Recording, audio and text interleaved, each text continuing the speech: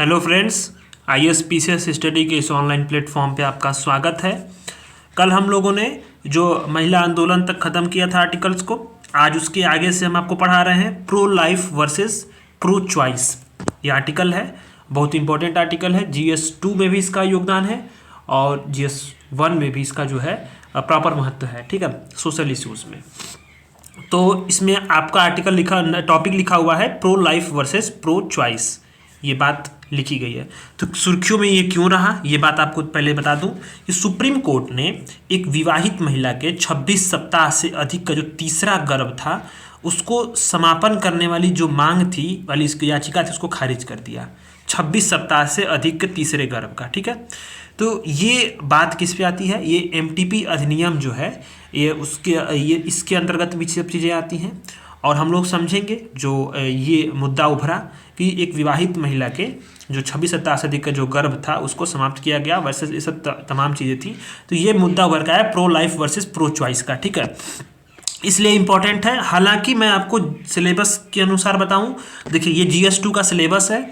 अब आप GS2 में अगर इसमें फिट बैठाना हो तो कहाँ बैठेगा? दो जगह बैठ सकता है। ठीक है, और बैठेगा ही, क्योंकि देखिए सिलेबस में ये क्या लिखा है? सरकारी नीतियाँ और विभिन्न क्षेत्रों में विकास के लिए हस्तक्षेप और उनके अभिकल्पन तथा कार्यान्वयन के कारण उत्पन्न विषय। ये बात आप देख रहे होंगे, मतलब ये गवर्नमेंट पॉलिसीज़ अगर कोई बना रही है, ठीक, कोई भी सरकारी नीति बन रही है, कोई भी पॉलिसीज़ बन रही है, तो पॉलिसीज़ बनती है तो उसके बाद क्या होता है? उसका क्या होता है? इम्प्लीमेंटेशन होता है, यानी कि उसका कार्यान्वयन होता है। ठीक, उससे क्या होता है कि कुछ नई जो मुद्दे होते हैं ना, नए मुद्दे वो उभर कर सामने आते हैं। इम्प्लीमेंटेशन में क्या होता है? अगर कमी रह गई तो फिर यहाँ चुनौतियाँ उभर के आती हैं। अगर अच्छा रहा तो अच्छाइयाँ निभर के आती हैं, उसके रिजल्ट्स अच्छे आते हैं। तो जो चुनौतियाँ रहती हैं उससे मुद्दे उभर के आएंगे और फिर उन मुद्दों का समाधान के लिए फिर से जो है पॉलिसीज़ में रिफॉर्म्स होता है। तो ये साइकिल चलती रहती है, ये बात आप जान गए। फिर अगर पॉलिसीज़ अच्छी बन गई, इम्प्लीमेंटेशन अच्छे तरीके से हो गया, तो फिर क्या होता है कि हमें जो है अन्य एरियाज़ में भी फिर उन सब चीज़ों को लागू करने की प्रयास करते हैं। ठीक, तो विकास के लिए क्या है कि विकास के लिए विभिन्न क्षेत्रों में जो विकास के लिए हस्तक्षेप होता है वो सरकारी नीतियों का क्या होता है? परिणाम होता है। ठीक है, अच्छा, उनके लिखा है उनके अभिकल्पन तथा कार्यान्वयन। जब उनका अभिकल्पन और कार्यान्वयन मतलब ये है कि जैसे उनका इम्प्लीमेंटेशन होगा, जिस तरह से उनको लागू किया जाएगा, उसका परिणाम क्या होंगे, उसके कारण अन्य विषय उत्पन्न होंगे। जैसे क्या हुआ, देखिए कि ये जो है MTP अधिनियम आया, गर्भ का चिकित्सकीय समापन। ठीक है, ये संशोधन विधेयक 2021 लाया गया था। फिर इसके बाद बहुत सारे मुद्दे उभर के आए। उसी मुद्दों में से क्या एक मुद्दा है? Pro life versus pro choice. इससे क्या मुद्दा निकल के आया? तो MTP जो अधिनियम है ना, उसके कारण या गर्भ धारण है, फिर इसके बाद गर्भ का समापन है, इसके लिए सरकार ने कानून बनाया। अब उस कानून के कारण सरकारी नीतियां थी और उसके कारण क्या हुआ कि जो अन्य उसके अभी जो लागू किया गया उसका अभी कार्यान्वयन किया गया, तो उसके कारण कौन से विषय निकल के आए? जो विषय निकल कर आएंगे वही आपको पढ़ना होता है। ठीक है, तो pro life versus pro choice क्या है? उसी से उत्पन्न एक विषय है। ठीक, पहला तो ये इसमें फिट हो गया। दूसरा क्या है वो मैं बता रहा हूँ। दूसरा है, देखिए ये सिलेबस में यहाँ लिखा है स्वास्थ्य, शिक्षा तथा मानव संसाधनों से संबंधित सामाजिक सेवाओं के विकास, प्रबंधन, उससे संबंधित विषय, यानी कि हेल्थ से संबंधित। ठीक है, हेल्थ से संबंधित, एजुकेशन से संबंधित। ठीक है, अच्छा, मानव संसाधन, ह्यूमन रिसोर्सेज से संबंधित जो भी सामाजिक क्षेत्र के सेवाओं का विकास होता है, प्रबंधन होता है, उससे विषय होते हैं। तो ये जो विषय था pro life versus pro choice, ये आपके हेल्थ संबंधित है। क्या विकास हुए हैं, क्या सरकारी नीतियां नहीं है, किस तरह से उनका प्रबंधन रहा है, प्रबंधन किस तरह से रहा है, किस तरह से विकास हुआ है। ठीक है, और उससे क्या क्या विषय निकल कर सामने आए हैं। Pro life versus pro choice यहाँ भी फिट बैठता है। ठीक है, तो ये मुद्दा आपने देखा होगा कि देखिए दो जगह हमने सिलेबस में इसको फिट बैठाया है कि एक देखिए स्वास्थ्य शिक्षा वाला, दूसरा सरकारी नीतियों वाला। ठीक है, तो ये देखिए ये वाला जो आपका ना, ये आप देख रहे होंगे जो pro life versus pro choice का जो मुद्दा है, यानी MTP अधिनियम का, वो क्या है, ये यहीं से निकल के सामने आया। तो ये आर्टिकल जो है ना, अगर आप अच्छे से मतलब अगर आप डिटेल में पढ़ेंगे तो उससे पहले मैं थोड़ा सा आपको जो है मैं कुछ और बताना चाहता हूँ। जैसे मैंने जो है ये आर्टिकल से पहले ही, काफ़ी पहले ही मैंने एक जो है नोट्स बना लिया था, ठीक है। जब MTP अधिनियम आया था तो नोट्स बनाया था, मेरा नोट्स था। राइटिंग इग्नोर करिएगा, मैं अभी दिखाता हूँ आपको नोट्स। देखिए ये है मेरे नोट्स, ठीक है। अब राइटिंग को इग्नोर कर दीजिएगा, क्योंकि राइटिंग क्या है कि मैंने बहुत गंदे तरीके से लिखा है। बट इसमें सारे जो ये देखिए ये सारे नोट्स थे, ये मेंस के लिए थे, ठीक है। तो इसमें सभी चीज़ें मैंने इसमें इंक्लूड कर दी थी। इसको इग्नोर कर दीजिएगा राइटिंग को, ठीक है। बाकी चीज़ें हम आपको बता देंगे इसमें से। तो गर्भ का चिकित्सकीय समापन, मुद्दे, अस्थायी चुनौतियाँ यानी और MTP एक्ट के प्रावधान और चुनौतियाँ, ये सारी चीज़ें इसमें थी इस पर एक पेज के नोट्स में। तो होता क्या है कि हम लोग कभी भी अगर पढ़ते हैं ना, मेंस के लिए अगर आप तैयारी कर रहे हैं, तो अभी तो मान लीजिए कि अभी प्रीलिम्स आने वाला है, आप लोगों को पूरी तरीके से जो है थोड़ा थोड़ा ओरिएंटेड होना चाहिए प्रीलिम्स के। जो UPSC दे रहे हैं, UPPCS वाले तो एकदम अपना प्रीलिम्स फोकस हो जाए, UPSC वाले अपना थोड़ा थोड़ा मेंस देखते रहते हैं। तो इस तरह से आप जो क्या कर सकते हैं कि एक पेज का नोट्स बना सकते हैं। इसमें बहुत सारे मुद्दे आपको एक पेज में ही दर्शा देना होता है। तो जैसे क्या है कि गर्भ का, जब इसमें अब राइटिंग थोड़ी सी एक दिक्कत होगी, बट मैं समझा रहा हूँ, उसको समझिएगा, मेरी बातों को समझने का प्रयास करिएगा कि नोट्स मैंने कैसे बनाया। उसको पढ़ लेने के बाद आपको जब आर्टिकल पढ़ेंगे ना, तो आपको अच्छा देखिए एकदम बिल्कुल तरीके से समझ में आएगा। तो गर्भपात को लेकर के, जैसे मान लीजिए गर्भधारण होता है, तो फिर उसका गर्भपात को लेकर के माँ का जो व्यक्तिगत अधिकार है और बच्चे का जो गरिमापूर्ण जीवन जीने का अधिकार है, उसी के बीच में क्या है कि विमर्श वर्षों से चला आ रहा है। यहाँ मैंने लिख दिया, जैसे मान लीजिए इंट्रो में क्या लिखूंगा, ये मैंने अपना इंट्रो बनाया था कि मैं क्या लिखूंगा। अगर मेरे पास अगर सवाल आ गया क्वेश्चन MTP अधिनियम पे, तो मैं यहाँ लिखूंगा कि माँ का व्यक्तिगत अधिकार, क्योंकि क्या है कि ये टर्म आप यूज करिए, व्यक्तिगत, पर्सनल राइट। माता की भी तो पर्सनल राइट होती है, कोई भी माँ होती है, और बच्चा जो है उसके घर में, उसका भी गरिमापूर्ण जीवन जीने का अधिकार है। ये दोनों टर्म्स कहाँ से हैं? ये हमारे फंडामेंटल राइट्स हैं। दोनों टर्म क्या है? फंडामेंटल राइट से हमने लिखे, ठीक। ये मैंने अपने लिखा था कि मैं इसको जो है इंट्रो में लिखूंगा। तो गर्भपात को लेकर के माँ का व्यक्तिगत अधिकार और बच्चे के गरिमापूर्ण जीवन जीने का अधिकार के बीच में क्या है? विमर्श जो है वर्षों से चला आ रहा है, ठीक। अब क्या है कि 1971 से पहले क्या इसे अपराध के रूप में जाना जाता था, मतलब 1971 से पहले इसको अपराध के रूप में जाना जाता था, जिसे MTP एक्ट जो है 1971 द्वारा अपराध की श्रेणी से हटाया गया और स्वास्थ्य सेवाओं तक सार्वभौमिक पहुंच सुनिश्चित करके गर्भपात सेवाओं का विस्तार किया गया। ये बात कही गई, ठीक है।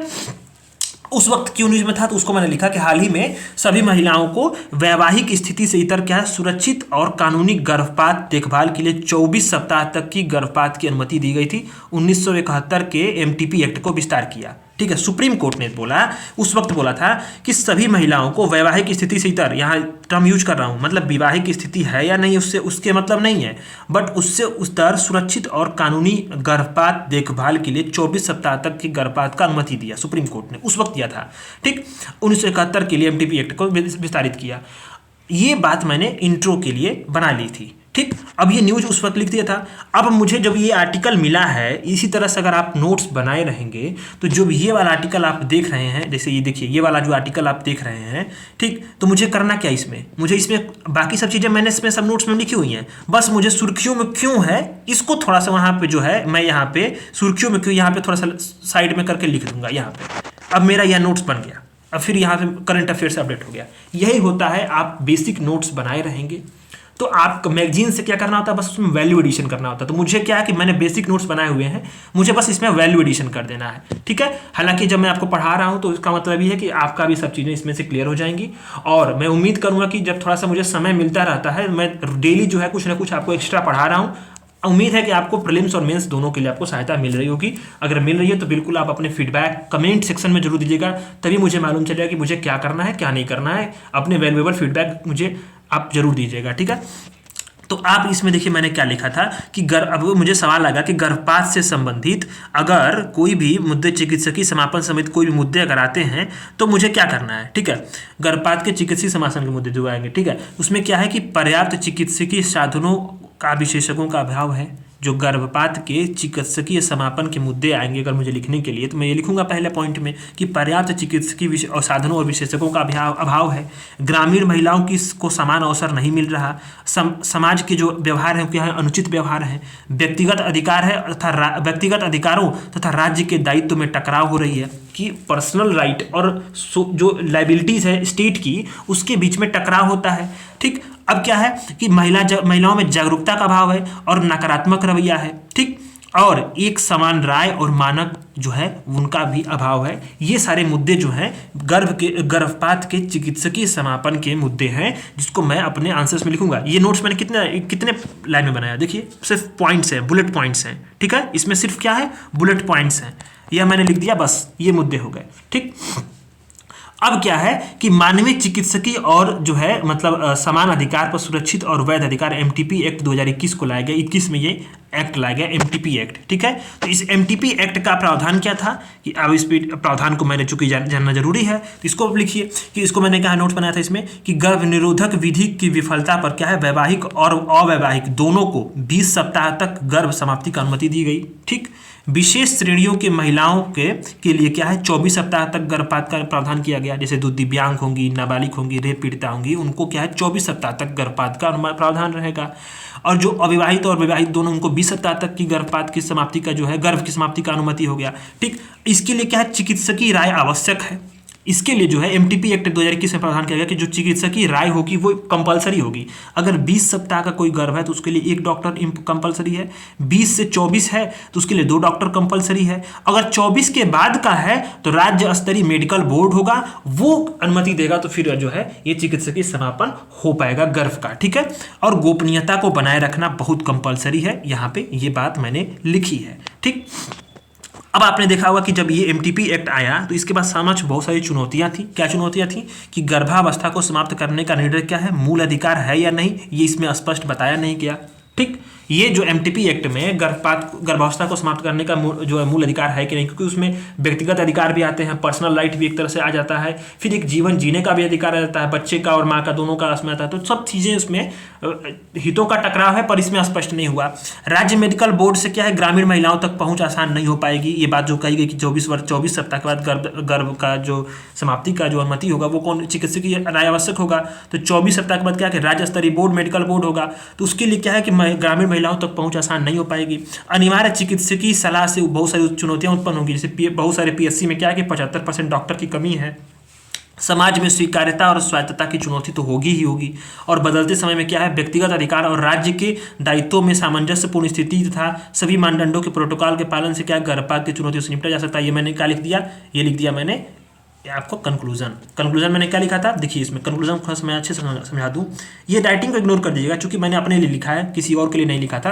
तो मुझे मिल गया तो मैंने देखा कि नहीं, इसको मैं पढ़ाना बहुत जरूरी है, यहाँ से आपको सब चीज़ें ओवरव्यू मिल जाएगा। तो मैंने कंक्लूजन में ये लिखा था कि बदलते समय में व्यक्तिगत अधिकार, मैंने ये तो टर्म हो गया पॉलिटिकल साइंस का, और राज्य के दायित्व में, ठीक है, सामंजस्यपूर्ण स्थिति व सभी मानदंडों और प्रोटोकॉल के पालन से क्या है, गर्भपात की चुनौतियों से निपटा जा सकता है। ये मैंने यहाँ पे लिख करके निष्कर्ष लिख दिया, ठीक है। ये एकदम टू दी पॉइंट था। अब आप अपने आर्टिकल पे आइए।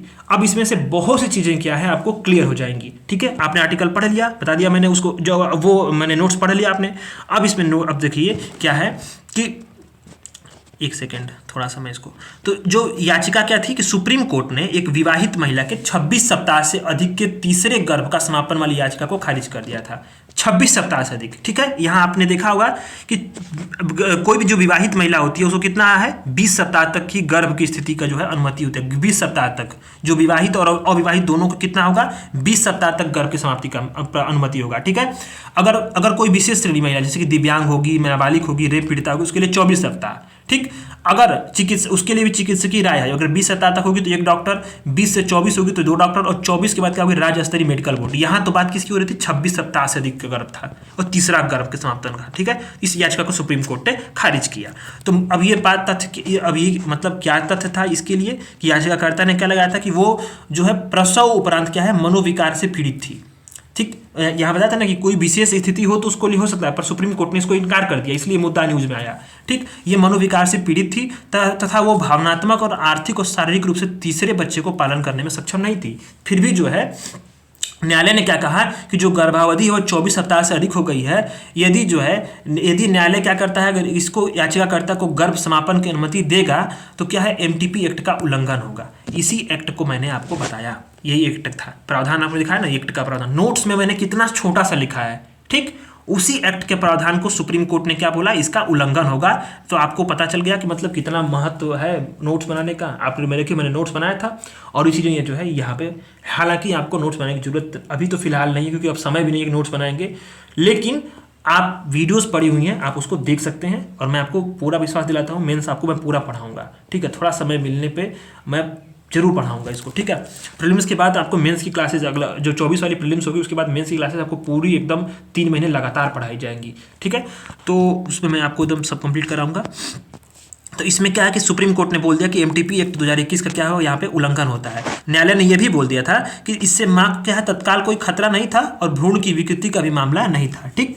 अब क्या है कि एमटी जो एक्ट है उसके अनुसार क्या है कि 24 सप्ताह से अधिक की अवधि के बाद गर्भ के समापन के केवल यही 2 अपवाद होते हैं कि अगर भ्रूण को खतरा हो, माँ को तत्काल खतरा हो, तो जो है उसको मतलब 24 सप्ताह से अधिक की गर्भ की जो समाप्ति का जो है ये अनुमति दी जाती है, ठीक है। हालांकि क्या है कि सुप्रीम कोर्ट के जो मुख्य न्यायाधीश की 3 जजों की जो पीठ थी उसने क्या बोला कि न्यायालय एक महिला की स्वतंत्रता को मान्यता प्रदान करके और जन्म में बच्चे के अधिकार को समापन नहीं कर सकता। यही बात मैं आपको लिखा था इंट्रो में कि देखिए कि क्या सुप्रीम कोर्ट ने क्या बोला, न्यायालय ने, कि एक महिला की स्वायत्तता को मान्यता देकर के और जन्मे बच्चे के अधिकार को समाप्त नहीं कर सकता। ये सुप्रीम कोर्ट ने बोला कि और जन्मे बच्चे को समाप्त कर नहीं कर सकता, ठीक है। यहां मैंने इंट्रो में क्या लिखा था, यही बात कि मां के व्यक्तिगत अधिकार तो है पर बच्चे के गरिमापूर्ण जीवन जीने के अधिकार के बीच में विमर्श है और ये वर्षों से चला रहा है। तो सुप्रीम कोर्ट ने क्या क्लियर किया कि हम जो है जन्मे बच्चे के अधिकार को समाप्त नहीं कर सकते, किस पे, महिला की स्वायत्तता को मान्यता देकर के। तो इस फैसले ने क्या बोला, इस फैसले ने यह विवाद जन्म दिया कि महिलाओं के जो जनन अधिकार के संबंध में pro life versus pro choice का विवाद जन्म दे दिया। अब pro life versus pro choice क्या है कि प्रो लाइफ वाले समर्थकों का मानना है कि जन्म देने और जीवन प्रदान करने वाली जो महिलाओं की क्षमता का समाज को सम्मान करना चाहिए और किसी भी महिला को गर्भ के समापन के लिए जो है प्रेरित नहीं करना चाहिए। ये बात प्रो लाइफ वाले बोलते हैं। प्रो चॉइस वाले क्या बोलते हैं कि गर्भ धारण करना है या नहीं, गर्भ में पल रहे बच्चे को जन्म देना है या नहीं, यह तय करना किसका है, महिलाओं का मूलभूत मानवाधिकार है। इसको ध्यान देना, मूलभूत मानवाधिकार है।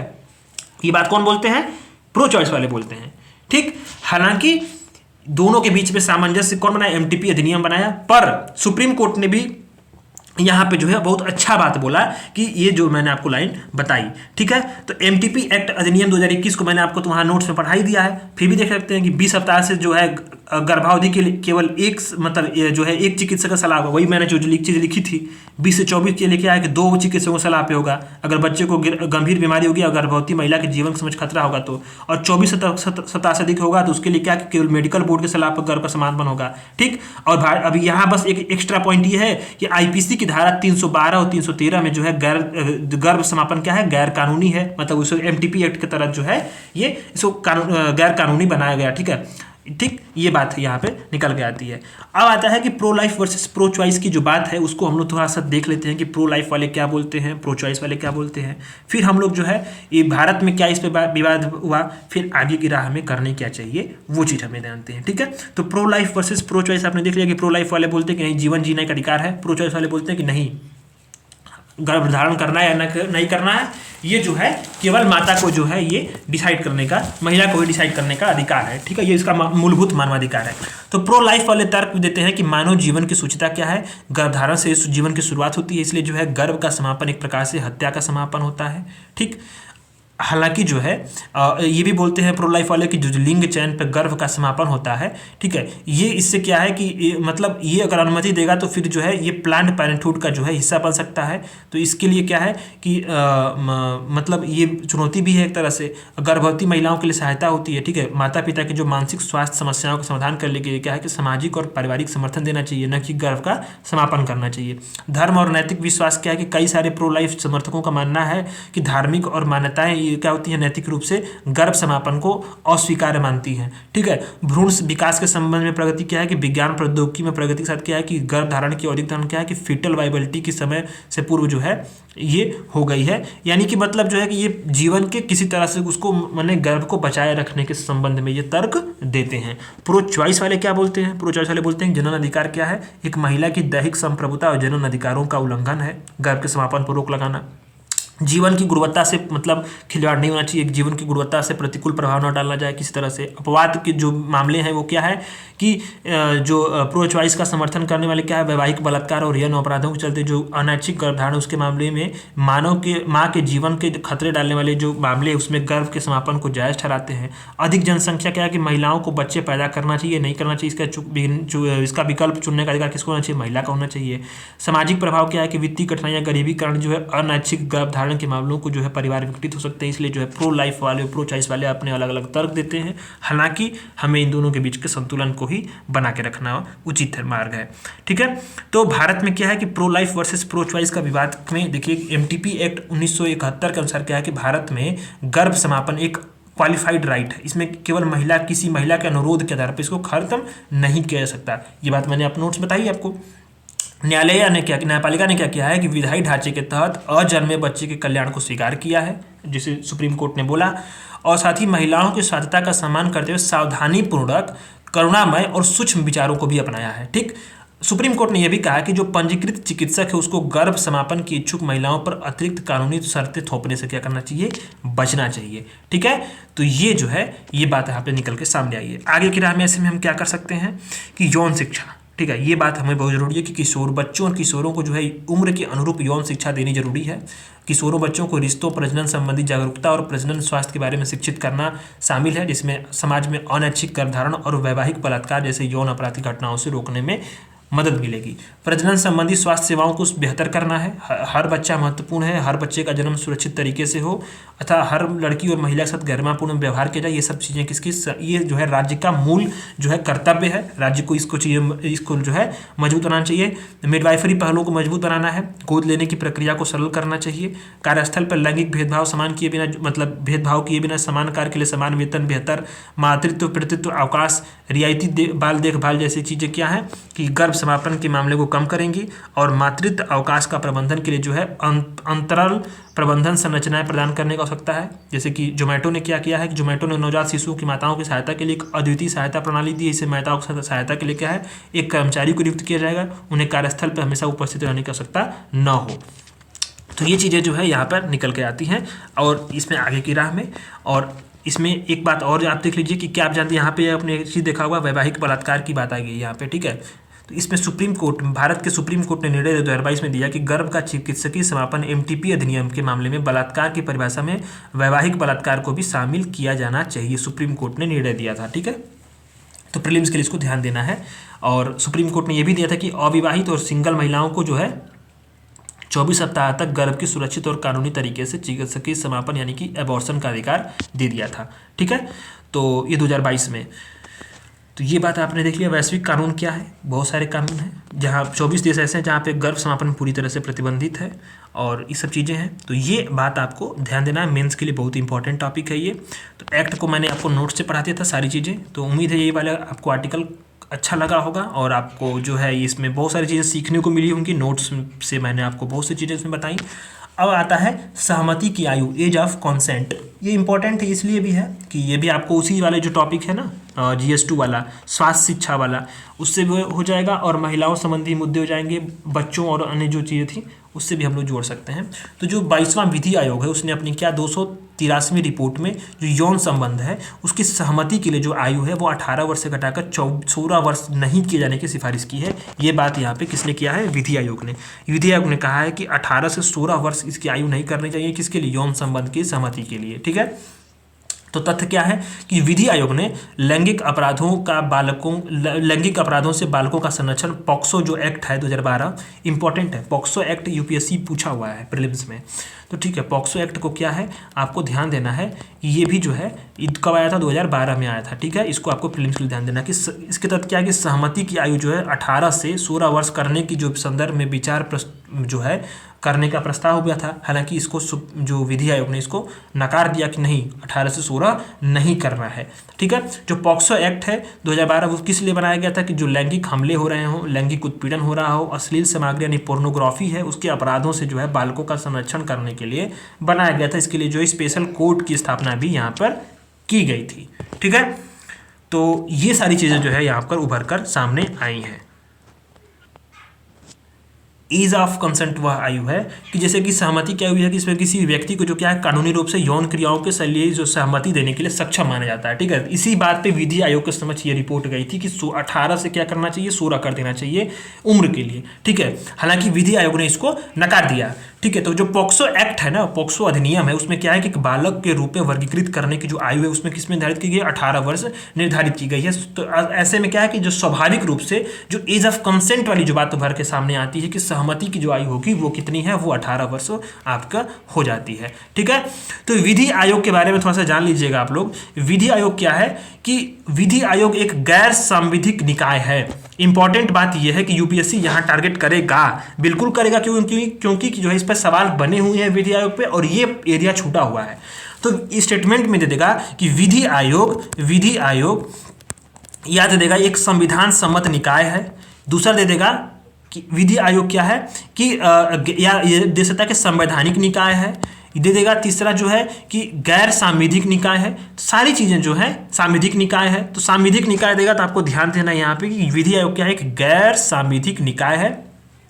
ठीक, इसका गठन कैसे होता है, एक जो नोटिफिकेशन होता है, अधिसूचना होती है, जो विधि और न्याय मंत्रालय होता है ना, वो एक अधिसूचना जारी करता है, इसी के तहत इसका गठन होता है। इसका उद्देश्य यही होता है कि समाज में क्या है, सभी को न्याय प्रदान करने और जो रूल ऑफ लॉ है उसमें गवर्नेंस को किस तरह से बढ़ावा दिया जाए और कानूनों में किस प्रकार से सुधार की जाए, इस बात पर इसका विजन होता है। ठीक है, तो 1955 में प्रथम विधि आयोग का गठन हुआ था, केंद्र सरकार ने गठन किया था। जो उस वक्त तत्कालीन जो महान्यायवादी थे, अटॉर्नी जनरल थे, MC सीतलवाड़ इसके प्रथम अध्यक्ष थे। अब तक 22 विधि आयोगों की गठन हो चुका है। ठीक है, और प्रत्येक का कार्यकाल कितना होता है, वो 3 वर्ष का था।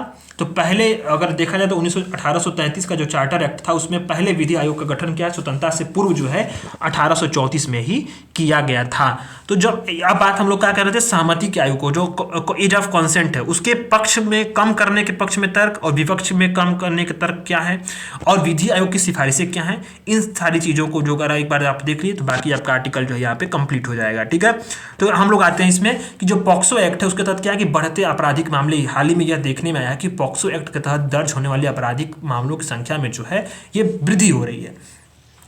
ये ठीक है, तो ऐसे में क्या है कि जो संशोधन से जो है, इन संशोधनों के माध्यम से क्या है कि उन जो है कि अपराधों में कहीं ना कहीं बढ़ोतरी होगी और अगर उम्र की एज ऑफ कंसेंट अगर कम की जाएगा तो फिर जो उसमें अगर बहुत सारे लोग जो है 18 वर्ष तक जो पीड़ित होंगे वो छूट जाएंगे।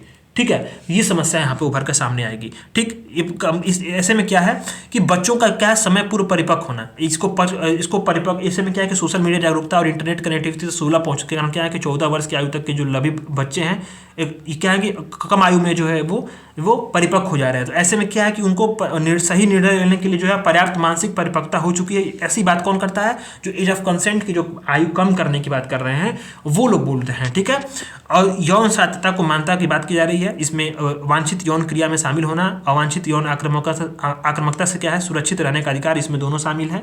हालांकि जो है ये क्या है कि वैश्विक परंपराओं की जो अपनाने की बात यहाँ पे आ रही है कि इसमें कि वैश्विक स्तर पर जो एज ऑफ कंसेंट है वो 13 से 18 के बीच में है। जैसे कि क्या है कि जर्मनी, ऑस्ट्रिया, हंगरी, इटली और पुर्तगाल में आयु 14 वर्ष है, इंग्लैंड और वेल्स में 16 वर्ष है। तो इसी पे जो है जो एज ऑफ कंसेंट की आयु को कम करने की जो बात कर रहे हैं वो लोग तर्क दे रहे हैं कि जो अन्य वैश्विक जो देश हैं वहाँ पे क्या है कि एज ऑफ कंसेंट की आयु बिल्कुल कम है। ऐसे में जो है यौन स्वायत्तता को मान्यता देना चाहिए, बच्चों का समय पूर्व परिपक्व हो जाना, ये भी एक सोशल मीडिया जागरूकता और अन्य चीज़ों से क्या है कि इसको मानसिक निर्णय लेने में सक्षम है। तो ऐसे में एज ऑफ कंसेंट की आयु को कम करना चाहिए। पर जो विपक्ष में तर्क देते हैं वो क्या देते हैं, उनको देखिए कि इसमें क्या है कि वैज्ञानिक और मनोवैज्ञानिक और भावनात्मक परिपक्वता की कमी है। इसमें कारण क्या है कि जो भी यौन क्रियाएं होंगी उसमें सोच समझ करके सही निर्णय नहीं ले पाएंगे, विवाह के आयु के साथ तालमेल नहीं हो पाएगा। ठीक है, अब ये बात देखना है कि सामाजिक परिवेश को हमें देखना है कि देश के जो सामाजिक परिवेश है उसके अनुसार इसमें बदलाव ना हो। ठीक है, और बाल यौन शोषण और तस्करी की जो है इसमें ऐसा कोई मौका, मतलब ऐसा तो है नहीं कि जब एज ऑफ कंसेंट की आयु कम कर देने से सब चीज़ें कम हो जाएंगी, इसका कोई गारंटी भी नहीं है। और बाल विवाह को बढ़ावा मिलेगा इससे। ठीक है, तो जो हम लोग विवाद जो हम लोग सॉल्व किए कि जो किस प्रकार से हम लोग बाल विवाह जो अनेक सदियों से चली आ रही थी उसका जो हम लोगों ने एक उन्मूलन किया, वो कहीं ना कहीं फिर से जो है उस ट्रैक पे हम लोग आ जाएंगे किशोर अवस्था में गर्भधारण को प्रोत्साहन मिलेगा, ये सब चीज़ें जो हैं यहाँ पे आ जाएंगी। और इसके साथ क्या है कि जो उदाहरण के लिए क्या है कि बहुत सारे जो अपराधी हैं वो सुरक्षित बच निकलेंगे, तो ये भी समस्याएं हैं। तो ऐसे में विधि आयोग की सिफारिशें क्या थी कि विधि आयोग की सिफारिश यह थी कि हमें क्या करना है कि निर्देशित न्यायिक विवेक, यानी न्यायालय को यदि न्यायालय यह पाता है कि आरोपी तथा बच्चे के बीच में घनिष्ठ संबंध है, तो न्यायालय क्या है, आरोपी को अधिनियम के तहत न्यूनतम सजा से कोई कम सजा भी न्यूनतम सजा से कम कोई भी सजा दे सकता है। ठीक है, हालांकि इसके लिए क्या है कि आरोपी और बच्चे की आयु का 3 वर्ष से अधिक अंतर नहीं होना चाहिए। ठीक है, हालांकि जो है कि पॉक्सो एक्ट में संशोधन करना चाहिए, जिसमें क्या है कि जो अब पॉक्सो एक्ट में जो है संशोधन करना पड़ेगा और न्याय बोर्ड द्वारा इस मामले को निपटाना चाहिए। ठीक, यौन क्रियाओं के बारे में जागरूकता फैलाना चाहिए। ठीक है, इसमें क्या है कि इसमें बहुत सारे जो है जानकारियां हैं, जैसे कि यौन संबंध बनाने के दुष्परिणाम हो गया, गर्भ निरोधक हो गया, ठीक है, सुरक्षित यौन व्यवहार हो गया, इसके बारे में जो है जानकारियाँ दी जाए। साथ साथ क्या है पॉक्सो एक्ट के बारे में जानकारियाँ दी जाए। तो सब चीज़ें क्या है कि ये विधि आयोग अपनी सिफारिशों में देता है। और साथ साथ ये भी बोलता है कि जो है हमें कि जो एज ऑफ कंसेंट है उसकी आयु को 18 से घटाकर 16 वर्ष नहीं किया जाना। ठीक है, तो ये सारी चीज़ें जो है एज ऑफ कंसेंट में उभर कर सामने आती हैं। ठीक है, तो आईपीसी एक्ट के अनुसार देख लेते हैं कि जो एज ऑफ कंसेंट की आयु किया है कि यौन संबंधों के लिए जो है सहमति की आयु 18 वर्ष से बढ़ाने के लिए जो है एमपीसी जो आपराधिक कानून संशोधन अधिनियम 2013 को जो है आईपीसी एक्ट की धारा 375 में संशोधन किया गया था। ठीक है, तो अभी क्या है कि हालांकि पुरुष द्वारा अपनी पत्नी के साथ यौन संबंध बनाने का अपवाद अभी भी कानून में बना हुआ है। ठीक, बशर्ते क्या है कि उसकी उम्र 15 वर्ष से अधिक हो। ये सब चीज़ें हैं, इसको देख लीजिएगा, बाकी इसमें कुछ इंपॉर्टेंट है नहीं, वो चीज़ जो देखने लायक हो कि। और आते हैं हम लोग बाल यौन शोषण सामग्री से। ठीक है, चाइल्ड सेक्सुअल अब्यूज़ मटेरियल। ठीक है, ये चीज़ इंपॉर्टेंट है। ये क्या है, ये वर्तमान ट्रेंडिंग टॉपिक है, तो इस ट्रेंडिंग टॉपिक को हमें देखना जरूरी है और ये बहुत इंपॉर्टेंट है, क्योंकि ये क्या है कि ये हमारे चीज़ों से डायरेक्टली जुड़ा हुआ है और इसका बारे में सवाल बनने की पूरी संभावना है। तो हाल ही में क्या हुआ कि इलेक्ट्रॉनिक्स और सूचना प्रौद्योगिकी मंत्रालय ने टेलीग्राम, एक्स तथा यूट्यूब से जो कई सारे सोशल मीडिया प्लेटफॉर्म उसको नोटिस जारी कर दिया और क्या कर दिया कि भारत में जो भी सोशल मीडिया जो प्लेटफॉर्म्स है उसमें अपने बाल यौन शोषण सामग्री है उसको क्या करना है, हटाया जाने की बात यहाँ पे जो है इलेक्ट्रॉनिक सूचना और प्रौद्योगिकी मंत्रालय ने नोटिस जारी करके यूट्यूब, टेलीग्राम और एक्स यानी कि जो ट्विटर है उसको जो है उसने हटाने की बात कही। ठीक, अब इसके लिए क्या है कि इसका अन्य संबंधित तथ्य क्या है उसको जान लेते हैं कि जो सूचना प्रौद्योगिकी एक्ट 2000 है उसके तहत क्या है कि सूचना प्रौद्योगिकी, ठीक है, मध्यवर्ती दायित्व दिशा निर्देश और डिजिटल मीडिया आचार नियम 2021 क्या है, सोशल मीडिया मध्यस्थों से सख्त अपेक्षाएं रखता है। इसके तहत क्या है कि वो अपने प्लेटफॉर्म पर जो भी बाल यौन शोषण सामग्रियाँ हैं, ठीक है, चाइल्ड सेक्सुअल अब्यूजमेंट एक्ट जो सभी चीज़ें हैं उसमें उससे जैसे आपराधिक और हानिकारक पोस्ट की अनुमति नहीं देना चाहिए।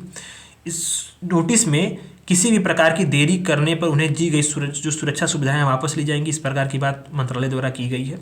कौन सी जो है मतलब ये है कि दी गई सुरक्षा क्या है, मतलब कि जो ये है कि सोशल मीडिया के मध्यस्थों को तीसरे पक्ष की सामग्री के विरुद्ध प्रतिरक्षा, इसका मतलब है कि किसी भी कानूनी दायित्व से बचाता है। यह सुरक्षा उन्हें आईटी अधिनियम 2000 की 2000 की धारा 79 के तहत इसको प्रदान करती है। मतलब क्या है कि जो भी सोशल मीडिया प्लेटफॉर्म्स हैं उनको जो सुरक्षाएं दी जाती हैं, ठीक है, जिस प्रकार से जो है सोशल मीडिया मध्यस्थों को तीसरे पक्ष की सामग्री के विरुद्ध जो दी जाती है सुरक्षा दी जाती है, उससे जो है वो क्या कर जाएंगी, उसको वापस कर ली जाएंगी अगर कोई देरी होगी। चाइल्ड रिलेटेड सेक्सुअल अब्यूजमेंट जो सारी चीज़ें हैं, सामग्रियाँ हैं, मटेरियल हैं, उसको अगर हटाया नहीं गया तो ठीक है। तो ये बात जो है मंत्रालय ने बोला है। ये देखिए यहाँ पे एक चीज़ यहाँ पे ये है कि जो यौन हिंसा पर बच्चों की चुप्पी के लिए जो उत्तरदायी कारण है उसके कौन कौन से हैं, इस पे यहाँ पे बात की गई है। तो क्या है कि यहाँ पे यौन हिंसा का सामना करने वाले बच्चों के जो अधिक प्रभाव में आना, इनकार करना, चुप्पी से क्या होगा, आत्मदोष और शर्म आएगा, बड़ों का सम्मान, परिवार और प्रतिनिष्ठा, अपराधी से डर है, किसी द्वारा विश्वास न किए जाने का भय है, अपने परिवार तथा समुदाय को बचाने का संघर्ष है, बुलिंग और मजाक उड़ाए जाने का भी भय होता है, अधिकारियों पे भरोसा नहीं होता, दुर्व्यवहार के रूप में जो कभी कभी अधिक चीज़ें दुखद होती हैं। ये सब चीज़ें क्या होती हैं, ये चुप्पी होती हैं। बच्चों की चुप्पी इसलिए जो होती है क्योंकि इन सारी चीज़ों से जो है बच्चों को डर लगता है। तो अब बात आती है ना कि बाल यौन शोषण सामग्री है क्या, स्कैम जो है, यस स्कैम, ठीक। इसमें क्या कि कोई भी सामग्री ये हो सकती है जिसमें किसी बच्चे के साथ यौन गतिविधियों को स्पष्ट रूप से दर्शाया गया हो, ठीक है। ये क्या है कि जो ऑनलाइन बाल यौन दुर्व्यवहार और शोषण का क्या है एक हिस्सा होता है।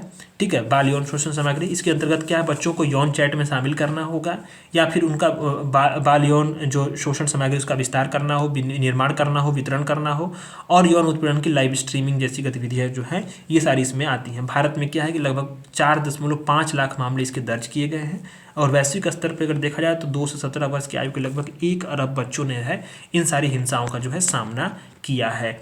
ठीक है, तो बाल यौन शोषण सामग्री पर पीड़ितों का क्या प्रभाव पड़ता है वो बात यहाँ पे हम लोग जानते हैं।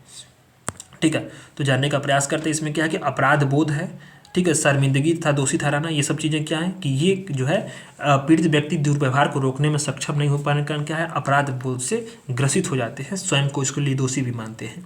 मानसिक स्वास्थ्य पर भी प्रभाव पड़ता है, डिप्रेशन, चिंता और पोस्ट ट्रामेटिक स्ट्रेस डिसऑर्डर जैसी मानसिक तनाव का जो है ये कारण बनती है। कई सारे आत्महत्या के भी जो प्रयास इसी कारण होते रहते हैं। शिक्षा में कम उत्साह और स्वयं को नुकसान पहुंचाने की प्रवृत्ति में बढ़ावा मिलता है। सामाजिक अलगाव की भावना को बढ़ावा मिलता है। अगर ऐसी होगी तो फिर बच्चों में आत्मसम्मान की कमी आती है, व्यक्तिगत संबंधों को बीच नकारात्मक रूप से प्रभावित करता है और विश्वास निर्माण को बाधित करता है। पीड़ितों में अलगाव और अकेलेपन को बढ़ा देता है।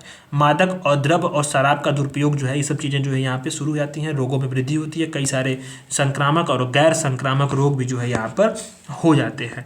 इसके लिए कई सारे उपाय किए गए हैं, उसके समय चुनौतियाँ भी हैं, और आगे की राह हमें क्या करनी है ये हमें देखना है।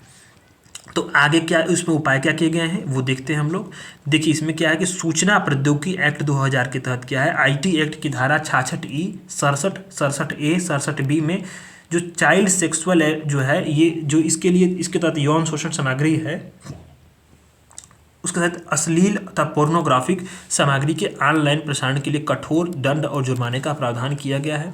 सूचना प्रौद्योगिकी मध्यस्थ दिशा निर्देश और डिजिटल मीडिया आचार संहिता नियम 2021 को क्या है ये क्या करता है, सोशल मीडिया पर प्लेटफॉर्म्स पर इन नियमों का जो है क्या करता है, इसका जो ये सारी सामग्रियाँ होती हैं यौन शोषण सामग्रियाँ उसको रोक लगाता है। नियम 3(1)(b) के अनुसार क्या है कि इसको रोकने के लिए उचित प्रयास करना चाहिए, मतलब जो इन सारी हानिकारक सामग्रियों को पोस्ट करने से। और नियम 4(4) क्या कहता है कि जो बड़े सोशल मीडिया प्लेटफॉर्म्स हैं जैसे जिसमें 50 लाख से अधिक उपयोगकर्ता हो उसको क्या है कि स्वचालित उपकरण जैसे कि खुद AI टेक्नोलॉजी वगैरह जो है उन सारी चीज प्रौद्योगिकियों को लागू करना है जो क्या है कि सक्रिय रूप से इन सारी चीज़ों को पहचाने और उसे हटाए। ठीक है, ये बात यहाँ पे बात आती है।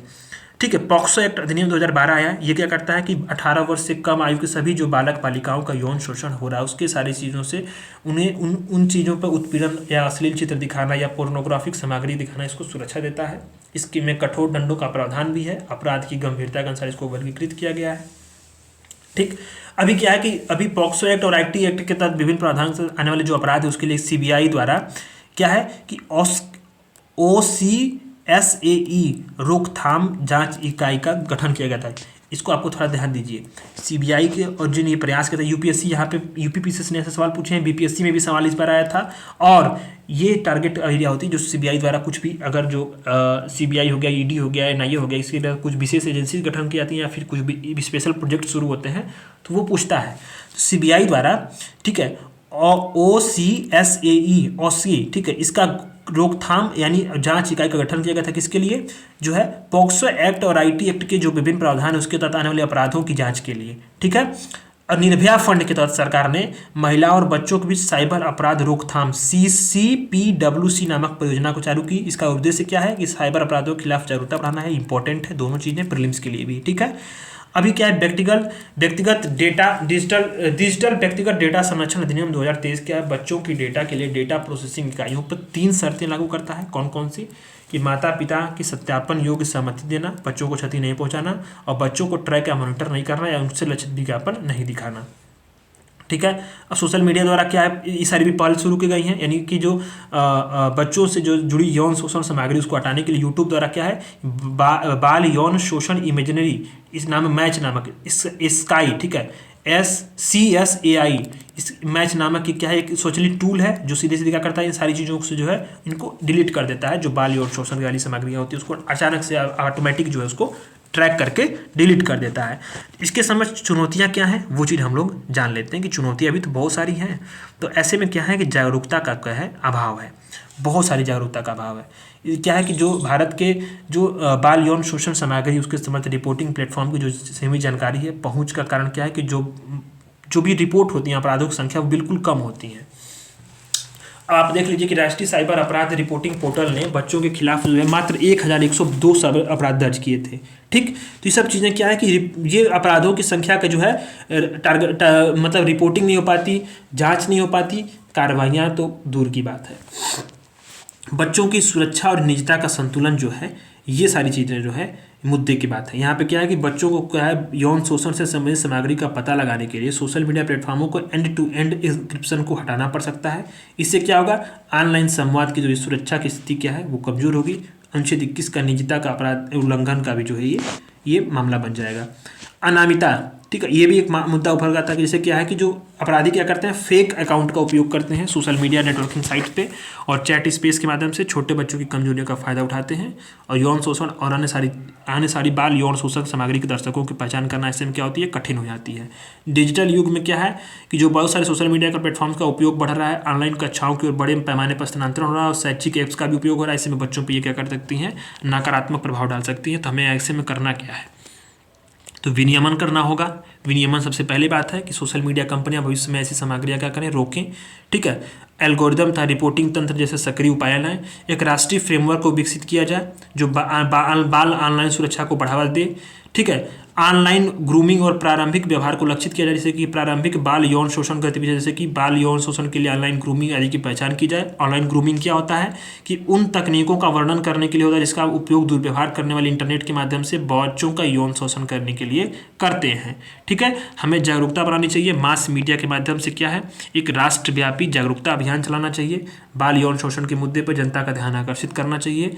कंप्यूटर विज्ञान तथा यौन शिक्षा पाठ्यक्रम में क्या है, OCSE के मॉड्यूल को शामिल करना चाहिए। भारत को दूरदृष्टि दृष्टिकोण अपनाने हुए ऑनलाइन बाल सुरक्षा को बढ़ावा देने के लिए क्या करना चाहिए, द्विपक्षीय और बहुपक्षीय सहयोग बढ़ना चाहिए।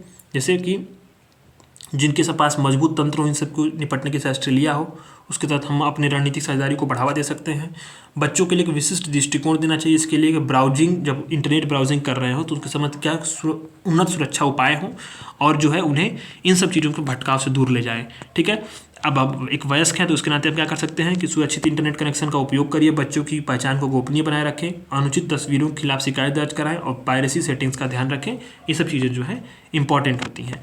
तो हम लोगों ने 3 आर्टिकल पढ़े और लगभग सभी जो चीज़ें थी वो इंपॉर्टेंट थी और इसमें जो इंपॉर्टेंट था आपको मेंस जो पहला टॉपिक था बहुत इंपॉर्टेंट था, उसके लिए मैंने नोट से पढ़ाया। बाकी सब चीज़ें उसमें आप जानते होंगे, इसमें अधिकतर चीज़ें इसमें जो प्रीलिम्स के लिए थी उसको मैंने हाईलाइट कर दिया, जैसे कि CBI वाला हो गया, ठीक है, पॉक्सो एक्ट का हो गया, तो और निर्भया फंड के तहत जो अभियान चलाया गया ये प्रीलिम्स के लिए इंपॉर्टेंट था। बाकी सब चीज़ें इंपॉर्टेंट प्रीलिम्स के लिए तो नहीं थी। ठीक है, तो जो चीज़ें थी वो आपने जान गए हैं। हम लोग कल से जो पढ़ेंगे वो पढ़ेंगे बच्चों द्वारा सोशल मीडिया का अधिक उपयोग, यहाँ से हम लोग शुरू करेंगे और कल आपका सोशल इश्यूज़ वाला टॉपिक खत्म हो जाएगा और 3 दिन लगेंगे हमको कितना, साइंस और टेक को ख़त्म करने में, और उसके बाद आपकी मैगजीन पूरी खत्म, यानी कि हमारा 28 तारीख तक जो है मैगजीन खत्म हो जाएगा। ठीक है, तो 28 तारीख तक मैगजीन खत्म होगा। 2 दिन हम लोग क्वेश्चन प्रैक्टिस, क्वेश्चन का जो है खूब प्रैक्टिस किया जाएगा। ठीक है, क्वेश्चन आंसर्स का। तो ऐसे में वीडियोस कैसी लगी आपको और अपने फीडबैक्स को जरूर दीजिएगा। धन्यवाद।